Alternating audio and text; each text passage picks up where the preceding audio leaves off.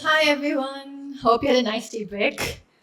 So today we'll delve into a critical issue that affects the lives of millions of women in South Asia. Termination of pregnancy in South Asia, context and consequences. This session hosted by the South Asian Regional Office of the International Planned Parenthood Foundation. To lead this insightful discussion, we're honored to introduce our esteemed moderator, Ms. Melissa Cockcroft, Global Lead for Abortion IPPF. Melissa Cockcroft is a sexual and reproductive health and rights technical and program management specialist with extensive experience working in Africa and Asia. She currently serves as a global lead abortion with the IPPF. Melissa is a Women Deliver 100 Leaders Alumni and 120 under 40 FP Leaders nominee. Melissa has a strong passion for increasing awareness and access to high-quality family planning, safe abortion, and post-abortion care services. Please join me in welcoming our moderator, Melissa Cockcroft.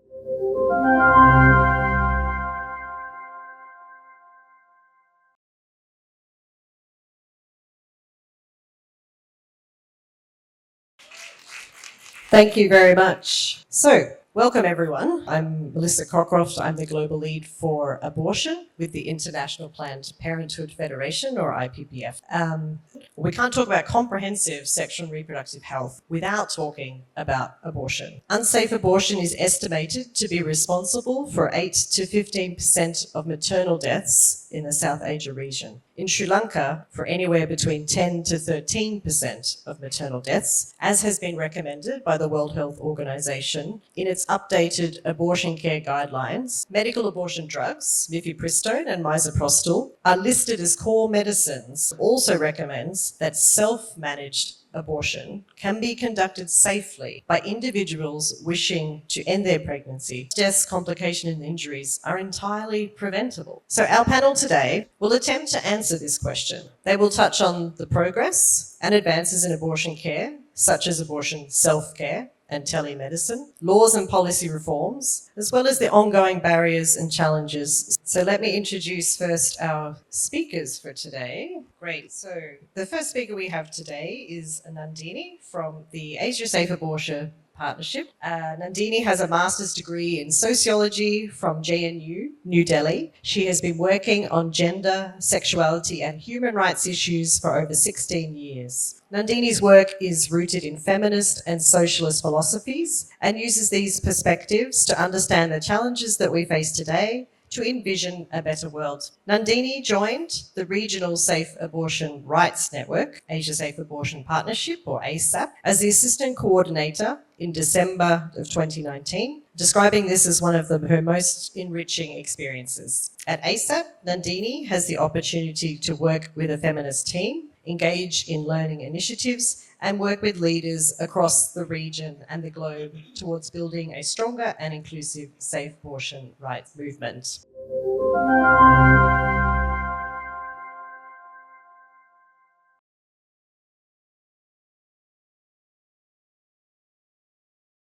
Hi everyone, and I am Nandini and I'm the Assistant Coordinator with Asia Safe Abortion Partnership. We also have members and partners from beyond the region and global partners. We work a lot with young people. We have 8 country advocacy networks. A lot of our work is to build a stronger regional safe abortion rights movement, but also have strong voices in the countries and globally. Building inclusive movement strategy focused on 3 particular groups: sex workers, trans men and non-binary people, and people with disabilities. We started creating primer videos for SRHR terminologies in sign languages. This is the only global safe abortion rights conference. This was another important space for us to strengthen the further conversations around inclusivity and not keep it tokenistic. This is another very important initiative because we've been talking about safe abortion rights, but it is still so restricted. Why is it that safe abortion rights get lost? Politics around it and the huge patriarchal control around our bodies that makes safe abortion rights so highly stigmatized. We are also seeing a lot of backlash online. We also see a lot of online censorship, shadow banning, and a lot of other types of attacks. We'll be doing a webinar on this soon. We are going to build a toolkit for all of us safe abortion rights advocates to do the work but do it safely. Knowledge building is always a very important thing. We launched the online academy. I want to talk about the regional context. We don't don't even know what's going on in the country. We had worked in Afghanistan before the crisis, gender apartheid going on, as they say. Women are being stifled and left to die on their own. Bangladesh has done excellently well of bypassing some of the cultural contexts and having policies like MR and MMR. We've realized that abortion is legal but highly restricted because it's legal on a certain condition and not really permitted. During COVID and after COVID also, we've had a lot of experiences of people trying to get the drugs from across the border. And then Nepal, which is fairly liberal, abortion on telemedicine was made available. Pakistan has legalized abortions, but again, very, very restricted. Sri Lanka, a country that has a long feminist history of struggling for abortion rights, and it's legal. I want to talk a little bit about that. The cultural and social stigma, something for us to reflect about. Are we doing enough? Medical abortion pills have revolutionized the way we can access safe abortions. At ASAP, we have the medical abortion fact sheet, which is the adaptation of the WHO guidelines. Service providers can be barriers as well in many of our countries. There is no peace, there is no reproductive justice, and we cannot have a panel and a discussion for global level without mentioning what's happening in Palestine and Gaza. Unsafe abortion is a very high occurrence in a world where it should no longer exist. Even when you make a shift politically and in the legislative, the implementation remains weak. Nepal has approved telemedicine, and this is something for abortion. They've also decentralized the way abortion centers are approved. Can we stop saying women who seek abortion and instead say women and people who seek abortion, and make it more as inclusive as possible, as accessible as possible? We were all countries that were colonized by Britain, so the penal code is a penal code that was made by the British. Thank you so much, Nandini. I want to hand over to Dr. Fariha. Our second panelist is Dr. Fariha Hassin, who has a PhD, is an expert in reproductive health and gender studies, serving as Associate Professor and Head of the Division of Reproductive and Child Health at BSMMU in Dhaka. She also directs the Centre for Gender and Women's Health Research. With over 20 years of experience, Dr. Hassin's research spans sexual and reproductive health rights, adolescent health, and gender-based violence, and includes a focus on access to safe abortion services. Her work integrates policy, advocacy, and health system strengthening, making her a leading voice on reproductive justice in Bangladesh.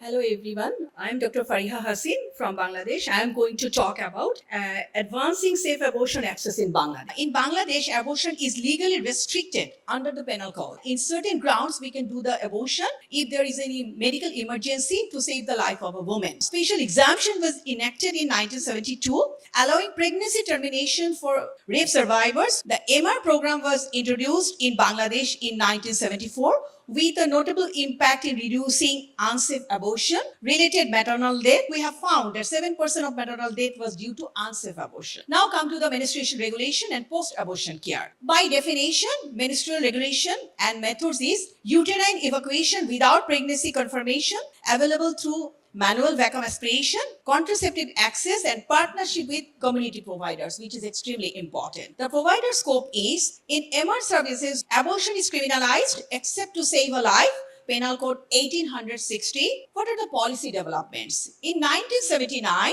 menstruation regulation has become a family planning method. MRE is recognized as essential in primary healthcare services as well. The guideline is National MR and PAC guidelines outline clinical procedures and provider support. Providers monitor these services as a part of the quality assurance and the monitoring and supervision. We have also some barriers and we have some opportunities as well. Awareness and stigma, sometimes an issue to access the health services. Many women lack awareness of legal MR access. Provider attitude is also important. Also, the access challenges is important. There are also some geographical barriers as well. Enhances access, reduces facility dependence, definitely, and is a vital in a low resource setting situation. Policy evolution, community awareness, promote education, promote knowledge to save MR options and contraception. Thank you so much. Thank you very much, Dr. Fariha. We now have Enash, who's going to present a bit more about the situation in the Maldives. And then our third panelist for today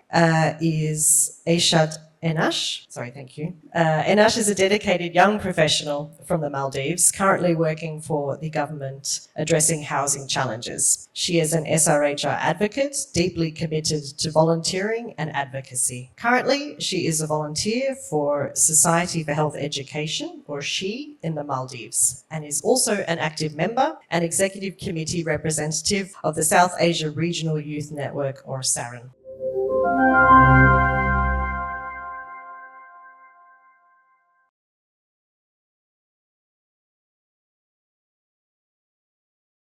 Hello, my name is Aishat Inas, and today I will be talking about understanding and demystifying misconceptions about medical termination in Maldives. The Maldives has a rich history as a Muslim nation, rooted in its conversion to Islam. The cultural and religion background is one key factor shaping society's views. There is a growing recognition of the need for comprehensive sexuality education. This progress is helping to gradually minimize the taboo surrounding topics like contraception and termination of pregnancy. Adolescents are becoming more educated and more aware of sexual and reproductive health education. There is still a need for easier access to healthcare and SRH resources. The root cause of the misconception about medical termination is due to the lack of awareness about SRH. Topics such as termination of pregnancy and contraceptive use are often regarded as sensitive matters, reflecting the intricate interplay of cultural and religious beliefs. There are challenges in obtaining contraceptives such as oral pills. Medical termination pills are restricted and not available easily in the teenagers, and women actually struggle as they must navigate both societal judgment and financial barriers in accessing SRH. Education is slowly becoming a more commonly practiced. People are speaking up and raising more awareness about SRH related issues in Maldives. Medical termination has traditionally been permitted only under two conditions, that is, to save a woman's life or to preserve her physical health. Under this fatwa, medical termination within 120 days of gestation is permitted in certain cases. Despite these guidelines, both youth and the general population face some challenges when accessing such health services. There is still a lot of social stigma, judgment from the society. Some people will bash these women who have to medically terminate. Most of the time that they have to go abroad to countries like India to seek medical termination. Thank you very much.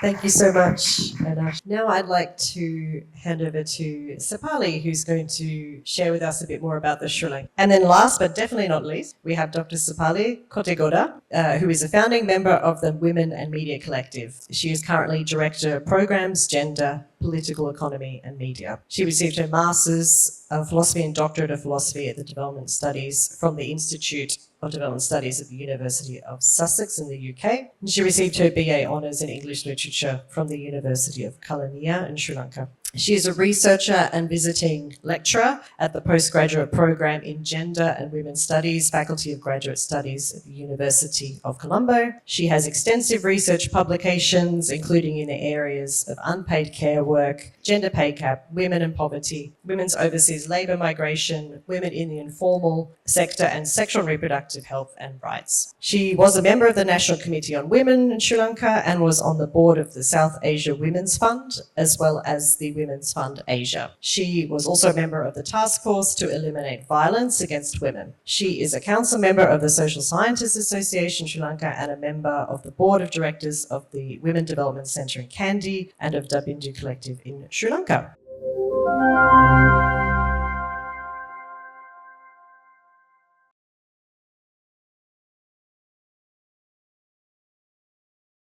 What we have been doing in Sri Lanka for several decades has been debating. We need to now go the next step to deliver decriminalizing of abortion. Sri Lankan Health Service has been probably one of the strongest aspects of the state. We have withstood the state healthcare service. We continue to have an extensive outreach. In terms of education, between 2016 and 2023, eligible couple uptake of all family planning methods increased from 66.5% to 69.4%, with modern methods increasing from 57% to 60.2%, and the unmet need for contraceptives decreasing from 6.2 to 5.4. Primary factor is linked to the Penal Code of 1883, criminalizes abortion under sections 303 and 304. There has been advocacy to decriminalize abortion. The application of the framework of women's rights and human rights over the years from 95,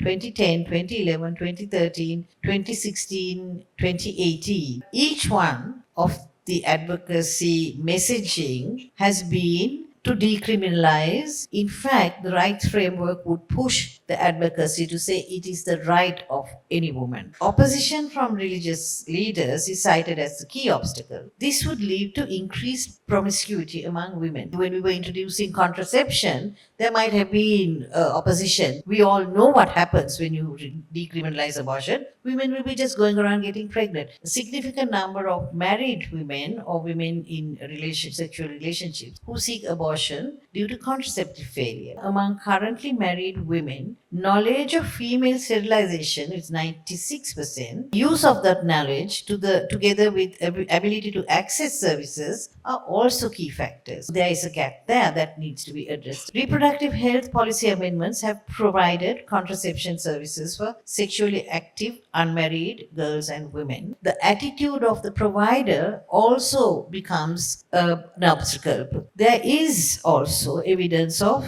over-the-counter Postino being available, but anecdotal evidence is that it is also available at a much higher cost, which is the abortion pill. I think in Sri Lanka, the rise in female pregnancy, underage pregnancies, that has been a case that's been coming up. Among the challenges are the strong social-cultural norms, constraints, I think in Sri Lanka, the healthcare service, provision of quality, non-judgmental post-abortion services. Decriminalizing abortion would strongly complement the existing vision of healthcare for all. Sri Lanka also needs to move forward in ensuring that age-appropriate sexuality education. Many discussions here have talked about this, have raised this issue, have questioned where does it stop? Where does the comprehensive word become less comprehensive? All women in all their diversities must have access to reproductive health care with no penalties, and they must be able to exercise their rights as citizens. Thank you.